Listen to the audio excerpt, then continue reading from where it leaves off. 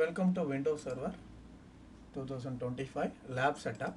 என்னோட previous வீடியோவில் எப்படி Windows Server cloudல configure பண்ணுறதுக்கு என்ன ரீசன்னு சொல்லியிருப்பேன்.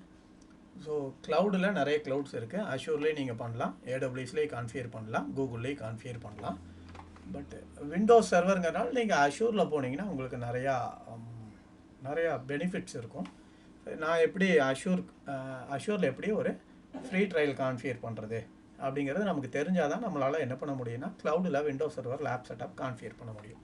ஸோ ஜஸ்ட் நீங்கள் google.com போயிட்டு Azure ஃப்ரீ ட்ரையல் அப்படின்னு கொடுத்தீங்கன்னாவே உங்களுக்கு என்ன ஆகும் அப்படின்னு பார்த்தீங்கன்னா ஜஸ்ட்டு பேஜஸ் வந்து கூகுளில் வந்து வரும். ஸோ Azureோட க்ளவுடு பார்த்தீங்கன்னா உங்களுக்கு 12 months ஆஃப் ஃப்ரீ சர்வீசஸ் கொடுக்குறாங்க. ஸோ ஜஸ்ட் நீங்கள் Azure free account R pay as you go.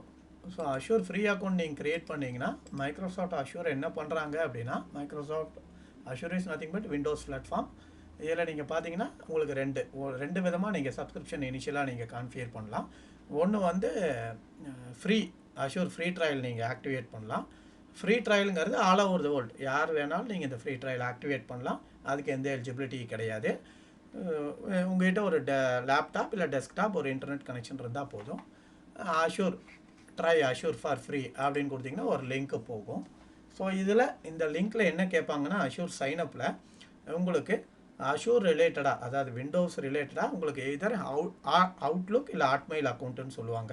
அதாவது உங்களுக்கு ஒரு ஜிமெயிலில் எப்படி அக்கௌண்ட் இருக்கோ அந்த மாதிரி மைக்ரோசாஃப்டோட மெயில் அக்கௌண்ட்டை என்ன சொல்லுவாங்கன்னா அவுட்லுக் இல்லை ஹாட்மெயில்னு சொல்லுவோம். ஸோ உங்களுக்கு அக்கௌண்ட் இல்லை அப்படின்னா நீங்கள் கிரியேட் ஒன் அப்படின்னு கொடுத்தீங்கன்னா உங்களுக்கு தேவையான அக்கௌண்ட்டை நீங்கள் க்ரியேட் பண்ணிக்கலாம். இது very basic how to sign up in ஜிமெயிலுங்கிற மாதிரி தான் நீங்கள் உங்களோட மைக்ரோசாஃப்ட் அக்கௌண்ட்டை நீங்கள் கான்ஃபிகர் பண்ணிடலாம். ஸோ ஜஸ்ட் நான் இப்போ என்ன கொடுக்குறேன் பாரதி டெமோ அப்படின்னு கொடுக்குறேன். டெமோன்னு கொடுத்துட்டு ஒரு இமெயில் கான்ஃபிகர் பண்ணுறதுக்கு நான் ட்ரை பண்ணுறேன்.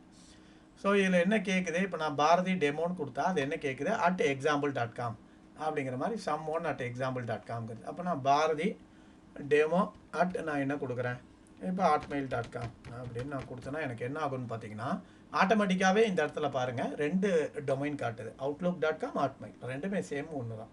அவுட்லுக்னால ஒன்று தான், உங்களுக்கு ஹாட்மெயில்னால ஒன்று தான். So either you can select Outlook or Hotmail.